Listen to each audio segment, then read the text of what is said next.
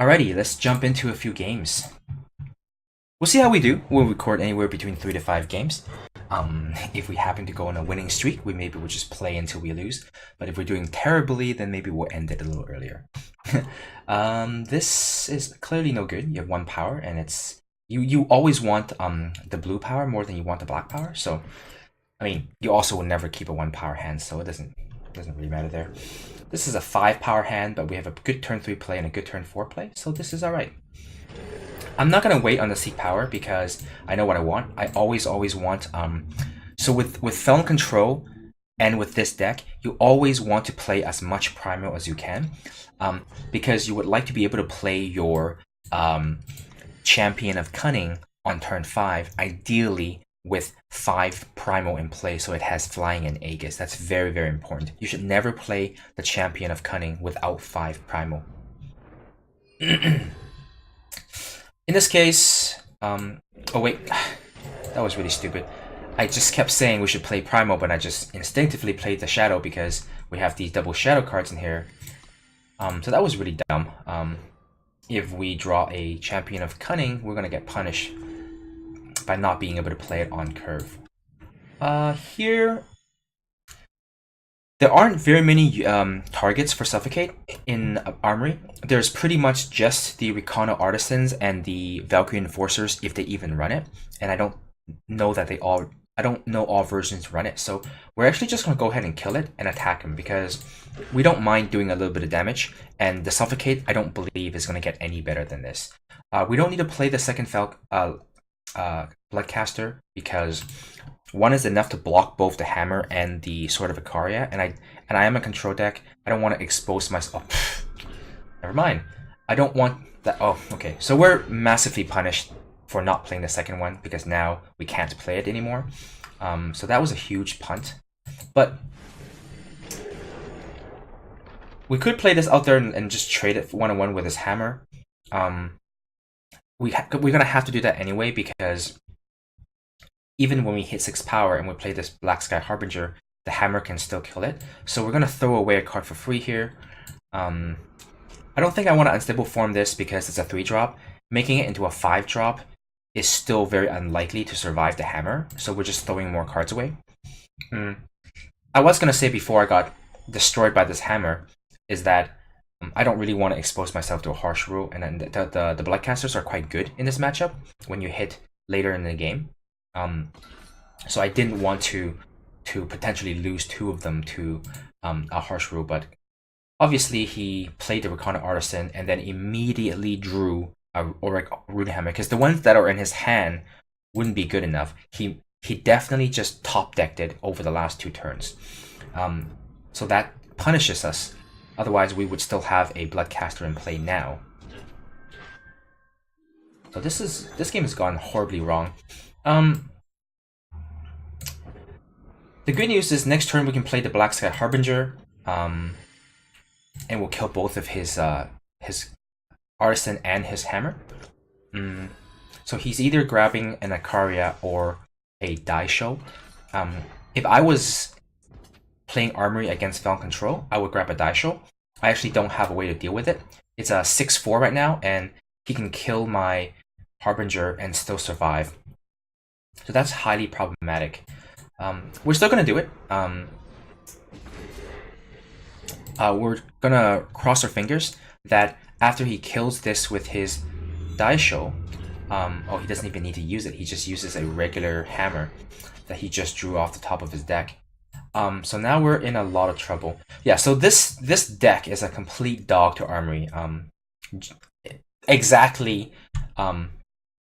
I guess I can play the Harbinger and then Unstable Form it to see if it gets bigger than 6, but I think that's really unlikely.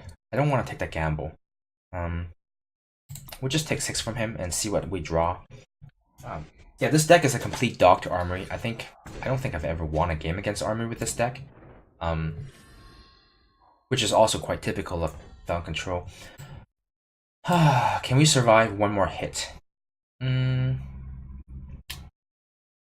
I'm actually going to Rain of Frogs him first because he rise to the challenge for something very good, and I would like to get it out of his hands. So let's just do that. 2 Aquarius. Alright, well, that's very good. That's quite lucky of us, actually. Otherwise, we'll be dead. So now, he's going to play out those frogs and want to gain some more life off of them. He will get to kill my Harbinger again, but we will gain 3 life off of that. Oh, never mind. We'll be at 1. I did see the Harsh Will in his hands, so I should have expected that. We are dead to a torch. Yes, we are. And he did just draw that torch, right?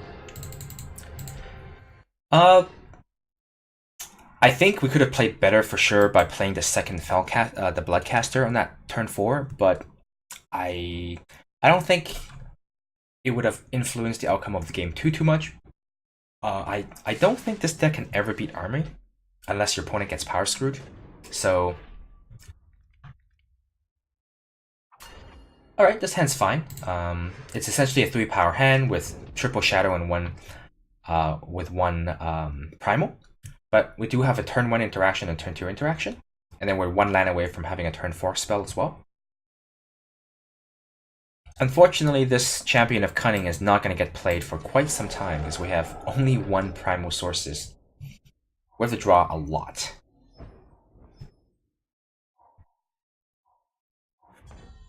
And we draw more shadow. Great. We're not going to play it because we have a land drop next turn. We'll use it next turn if we're missing a land drop. So yeah, now we will do it for no value. Which is weird because he's playing Praxis. You'd think he has some kind of 1 drop. Although he is missing the second time to be able to play a Temple Scribe. And this is the turn he'll play the Acolyte if he had it. Alright, let's see what we get for Rain of Frogs. Okay, does a pause, so he has a torch in his hand. Great Parley. Oh wow, this is a 3-color deck that he's missing the 3rd color entirely. We're certainly going to take the Obliterate, I think.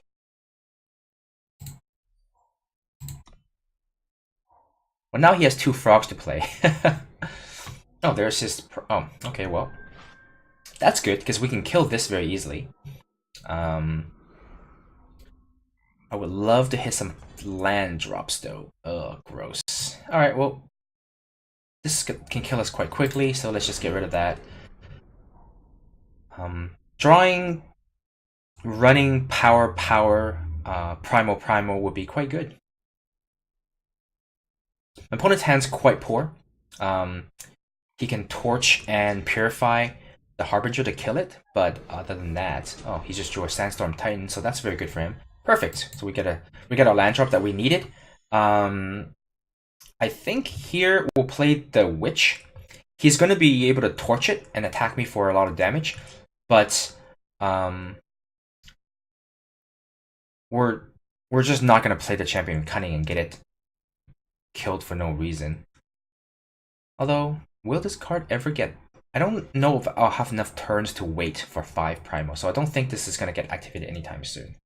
Playing this forces him to use both the Torch and the Purify, which means he won't have it for the Harbinger or the Witch.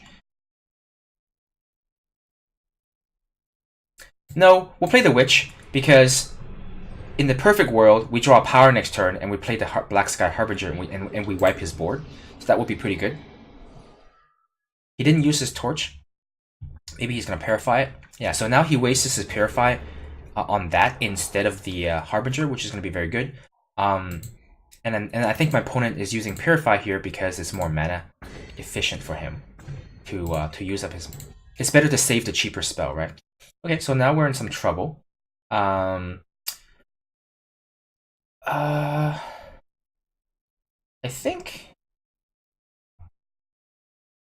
think we're gonna play the 5-drop here. I don't think I'm gonna hit 5 Primal this game to even activate this. So let's just try our best not to die here. That's more than fine. All I want is to block the Sandstorm Titan here, not take infinite damage. I know that if I draw power, I could have killed it anyway with my Black Sky Harbinger, but if I don't draw power, then I'm going to be really far behind. So now we do this and kill this, and he won't have the ability to attack me anymore. I don't know what is in his hand anymore. Every card that I saw, he has played. So those are unknowns. But at 7 power, you would think that he has enough to play any card he wants. Okay, so he drew a Titan. There we go. Much needed power. Here, we're just going to go ahead and polymorph this. So as you can see, I've basically drawn only the Felon Control half of this deck, other than the Rain of Frogs. We've drawn none of this. This is really sweet, actually. Let's just wipe his board first. We haven't drawn the Mind Link part of the deck yet. And it still works. I think that's one thing I like about these decks, is because you don't actually need your combo card for the deck to function. Your deck functions perfectly well on its own. Yeah, that's fine. The 3/5 can't brawl with a 6/6 anyway. I guess that's... I don't really want to play the Champion of Cunning because... So I have two options. I can play the Yeti Pult, which doesn't do much. But on the following turn, I can use it to draw 3 cards, or I can simply draw 2 cards right now.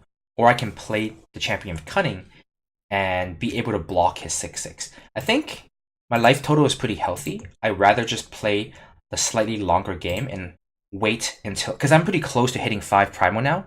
So maybe I should wait until I get the 5 Primal before I play the Champion of Cunning. Perfect. I get a sigil from him. I mean, the power helps, even though it's not the one I really want.